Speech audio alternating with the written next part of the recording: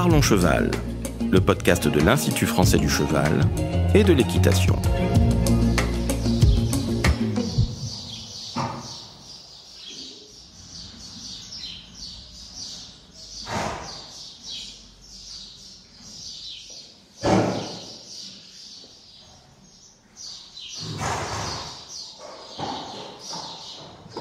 Bonjour, je suis Laurent Vigneault de l'Institut français du cheval et de l'équitation. Aujourd'hui, on vous parle des objets connectés dans la filière équine. Et pour ça, je reçois Benoît Pasquier. Alors Benoît, tu es ingénieur de recherche au plateau technique IFCE Saumur de l'équitation et de la performance sportive. Bonjour Benoît. Bonjour Laurent. Alors les objets connectés, ils sont partout autour de nous aujourd'hui. Oui, tout à fait. On en trouve dans nos téléphones, dans nos GPS, dans nos montres, dans nos éclairages, dans nos radiateurs, dans nos robots de cuisine, vraiment partout. Oui, donc quelque chose qui a petit à petit envahi notre quotidien. Mais qu'est-ce que c'est ? Donne-nous une définition de ce que c'est qu'un objet connecté. Un objet connecté, c'est un objet qui communique, qui, selon les cas, va recevoir, stocker, traiter et transmettre des informations, des données. Alors prenons l'exemple du chauffage, du thermostat connecté. Il collecte et il transmet des données de température. Et en retour, l'utilisateur lui donne des instructions pour augmenter ou baisser le chauffage. Alors si on s'intéresse maintenant à notre filière, la filière équine, quels objets connectés connaît-on dans notre filière ? Bien, parlons d'abord de l'hébergement. Nous pouvons avoir des distributeurs d'aliments ou des abreuvoirs connectés. Dans ce cas-là, ces outils vont permettre de suivre des variations d'habitude dans la consommation des chevaux et vont permettre de prévenir des problèmes de santé. Il y a aussi de la surveillance vidéo. Oui, c'est un cas d'usage très important. Les dernières caméras intègrent des algorithmes qui vont permettre de reconnaître la posture du cheval, debout, couché. Ça permet d'envoyer des alertes en cas de comportement inhabituel. À l'approche d'un poulinage, ces caméras sont extrêmement intéressantes puisqu'elles permettent d'être rapidement prévenues sans nécessiter une veille permanente à l'écurie. Sur un terrain de concours, encore, avec ce type de caméra, on peut être prévenu d'intrusion dans le box. Pour un cheval au pré ou au paddock, il existe également des clôtures connectées ? Oui, ces clôtures alertent par SMS en cas de rupture de la clôture. Un collier aussi placé sur le cheval avec une balise GPS va permettre de suivre un animal fugueur. Chez les bovins, on a même eu récemment des essais de clôture virtuelle.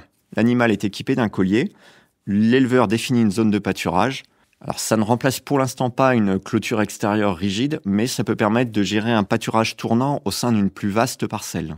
Alors ces objets, malgré tout, ne remplacent pas la surveillance humaine.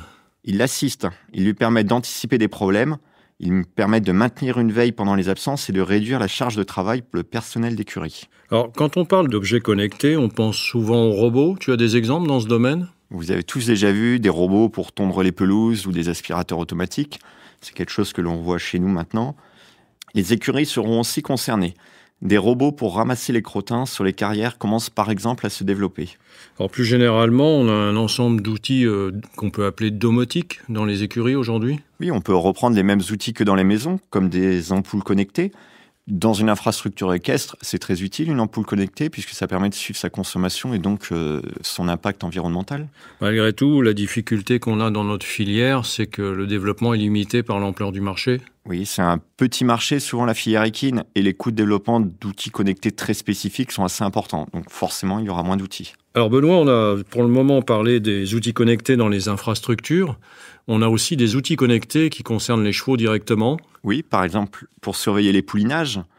J'ai évoqué tout à l'heure les caméras qui sont dites intelligentes, mais il existe des outils beaucoup plus simples. Les ceintures de poulinage qui enregistrent le temps passé par une jument en position couchée. Oui, c'est des outils les plus anciens, ça. Ah, ça a déjà des dizaines d'années. Des capteurs aussi qui enregistrent les mouvements de la queue. C'est des dispositifs qui sont très faciles à mettre en œuvre, mais des fausses alertes sont possibles. Il existe aussi des dispositifs à base d'électroaimants. Alors, ils sont très fiables, ils détectent l'ouverture de la vulve, mais ils sont aussi plus invasifs parce qu'ils vont nécessiter l'intervention d'un vétérinaire pour la pose. Alors, on a une fiche sur Wikipédia d'ailleurs qui parle de ces différents dispositifs. Oui, absolument.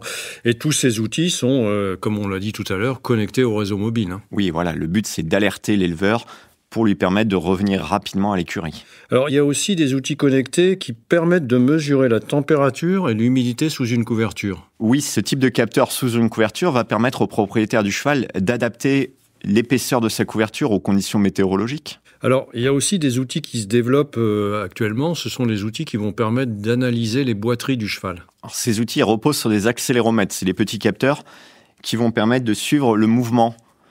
Ils vont analyser les foulées et ils vont compléter l'œil du vétérinaire par des informations assez précises sur les asymétries de mouvement. Plus récemment, on voit arriver des applications qui reposent juste sur la caméra vidéo du téléphone pour détecter des asymétries du cheval. Et ces analyses du mouvement par la vidéo, c'est un sujet d'ailleurs sur lequel tu travailles, je crois, par ailleurs. Oui, l'intelligence artificielle, en fait, c'est ce qui est derrière ces outils. Et nous en reparlerons un peu plus tard. Il y a également des travaux en cours sur la puce de température. Oui, il s'agit d'une puce qu'on place dans le muscle du cheval qui va permettre un suivi régulier, permanent de la température. Alors, c'est plus pratique qu'une prise de température rectale puisqu'on va avoir le suivi, y compris la nuit, y compris au repos du cheval. Et ça peut permettre des alertes sur des soucis de santé, le suivi des chaleurs, etc. Oui, sur le suivi des chaleurs des juments à leur production, ça peut effectivement être très intéressant. Alors maintenant, si on s'intéresse au cheval monté, à l'équitation, il y a là aussi un certain nombre de capteurs qui vont aider le cavalier. Bien sûr, comme pour un sportif humain, on peut d'abord suivre son rythme cardiaque. C'est un moyen simple d'évaluer l'effort que fournit le cheval. On l'utilise en particulier dans le secteur des courses ou dans le cross, pour savoir si le cheval est fatigué et quelle est sa capacité d'effort. On a évoqué tout à l'heure les accéléromètres. Là aussi, il y a beaucoup d'applications possibles. Bien sûr. Donc, ces petits capteurs de mouvement qui tout à l'heure servaient au diagnostic de boiterie peuvent plus généralement permettre de suivre les irrégularités du cheval, aussi d'estimer son rebond, qui est un indicateur important en dressage. Absolument, oui. Et l'IFCE travaille également sur l'accompagnement scientifique à la performance au travers de ces capteurs. Eh bien, l'accompagnement scientifique à la performance, qui a déjà été évoqué dans d'autres podcasts, c'est mettre à disposition un ensemble de capteurs et interpréter les données qui en sortent. Ça peut être des données de mouvement par les accéléromètres, des données de force, la tension des rênes, etc. C'est l'outil Mazarin notamment. Oui, qui est présent sur le plateau technique de Saumur. Tout à fait.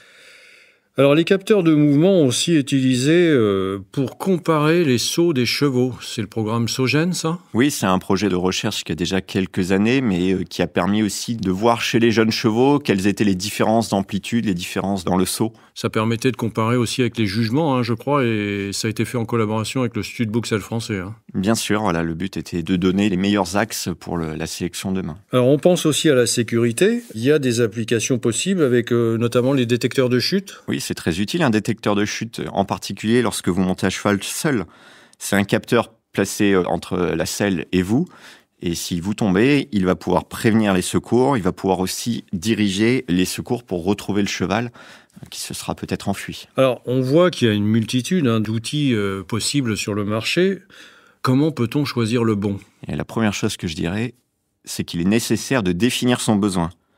Investir dans un capteur pour ne finalement pas s'en servir, ça n'a aucun intérêt. Il est important de tenir compte du coût de ces dispositifs. Je ne peux que vous recommander de prendre un avis extérieur, par exemple auprès d'autres utilisateurs. Alors, il y a des points de vigilance dont il faut tenir compte. On parle d'objets connectés. Qui dit objet connecté dit réseau. Oui, c'est mieux, effectivement. Oui. Pour fonctionner, il faut un réseau disponible. Alors, les détecteurs de chute, par exemple, vont utiliser souvent un réseau comme Sigfox, qui permet de couvrir y compris des zones blanches. Il y a des capteurs de mouvement qui n'ont pas forcément besoin d'être très proches du téléphone ? Oui, c'est des capteurs finalement qu'on met en route au début de la séance. Donc, pendant la séance, ils n'ont plus besoin de la connexion au téléphone ou de la connexion à Internet. Par contre, à la fin de la séance, il faudra se rapprocher du téléphone pour synchroniser les données. Et ça demandera quelques instants, c'est assez rapide. Alors, quand on parle de téléphone, il faut aussi une compatibilité, j'imagine. Bien sûr, la première des choses à faire, c'est s'assurer que le téléphone est compatible avec le capteur. C'est dommage d'acheter un capteur qui coûte plusieurs centaines d'euros pour ne finalement pas pouvoir s'en servir. Il y a un autre point de vigilance très important, c'est la précision des capteurs. Bien sûr. Alors, le meilleur exemple, c'est le GPS. Le GPS a une précision de plusieurs mètres, ce qui veut dire que si vous l'utilisez en carrière, vous allez très régulièrement sauter la lisse et vous promener dans le bâtiment voisin. Par contre, le GPS, il peut être très utile pour suivre votre vitesse si vous faites de la course, du cross, de la randonnée. Ouais, là, c'est un réel intérêt. Grand, quoi, ouais. Il faut être aussi attentif aux conditions de milieu pour utiliser ces capteurs. On ne les utilise pas dans n'importe quelle condition. Bien sûr, en particulier si vous faites du cross, que vous allez dans des milieux humides, il faut s'assurer que votre capteur est assez étanche et prévu pour cet usage. Et alors, il y a un sujet qui est de plus en plus préoccupant, c'est la question du stockage des données. Bien sûr aussi. Un objet connecté, généralement, envoie ses données chez le fournisseur du capteur en ligne. Et donc, il faut se poser la question de l'hébergement de ces données. Est-ce que je vais toujours pouvoir y accéder hors ligne? Est-ce que si demain le fournisseur du capteur arrête son service, je pourrais continuer à utiliser ces données? Est-ce que je pourrais continuer aussi à utiliser ce capteur? Et dernière recommandation, il faut tenir compte aussi de la régularité d'utilisation de ces capteurs, enfin de ces objets. C'est même le point principal, je dirais. Ces capteurs, ils ont un intérêt quand on les utilise régulièrement. Ils permettent alors de suivre l'évolution de son cheval, séance après séance. On ne compare pas son cheval aux autres chevaux, mais on le compare à lui-même sur plusieurs séances. Alors, il y a un point qui nous intéresse beaucoup, c'est l'aspect intelligence artificielle. Tous ces outils sont en général, on intègre une partie. Oui, forcément. L'intelligence artificielle, c'est détecter des informations à partir de ces grands volumes de données. Et donc, la détection, par exemple, de la posture du cheval dans une vidéo, dans les outils de surveillance au box, repose sur l'intelligence artificielle. La reconnaissance de l'allure du cheval pour les capteurs de mouvement repose aussi sur des algorithmes d'intelligence artificielle. C'est aujourd'hui un secteur en plein développement et qui offrira certainement de multiples perspectives pour les chevaux dans les années à venir. Alors on aura l'occasion de faire un prochain podcast sur ce sujet qui est vraiment très intéressant.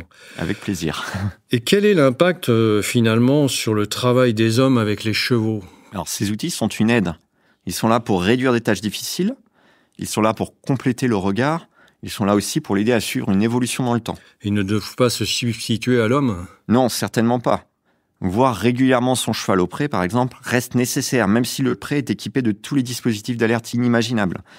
Ces capteurs sont prévus pour des cas d'usage précis. Et quand on sort du cas d'usage, eh bien, on a besoin de l'homme pour pouvoir réagir. Il ne faut pas non plus tomber dans la sursurveillance. Oui, ce serait dommage de remplacer la tâche laborieuse par une surcharge cognitive. Donc, attention à l'usage, ne pas être dépendant trop des notifications des capteurs. Oui, c'est une problématique qu'on connaît déjà avec les téléphones. Plus largement, il faut continuer à développer sa propre expérience. Bien sûr, il ne faudrait pas reposer exclusivement sur l'usage de ces capteurs. Ils sont là pour enrichir notre connaissance du cheval, mais ils ne sont pas là pour remplacer toutes les autres informations que l'on peut avoir. Nous comprendrons d'autant mieux notre cheval que nous ferons attention à tous les autres signes qu'il pourra nous montrer. Et c'est avant tout un levier pour améliorer le bien-être des hommes de chevaux. Et le bien-être des chevaux eux-mêmes.